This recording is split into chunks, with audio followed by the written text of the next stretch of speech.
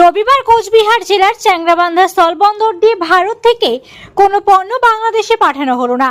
তেমনি বাংলাদেশ থেকেও আমদানি বাণিজ্য পুরো বন্ধ হয়ে থাকলো।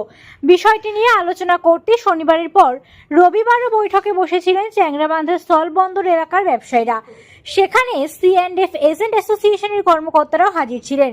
সন্ধ্যা অবধি চলা দীর্ঘ বৈঠকের বিষয় নিয়ে অবশ্য ব্যবসায়ীরা কোনো মন্তব্য করতে চাননি। তবে সূত্র মারফত যা খবর তাতে সোমবারও পরিস্থিতি স্বাভাবিক হওয়ার তেমন কোনো সম্ভাবনা নেই।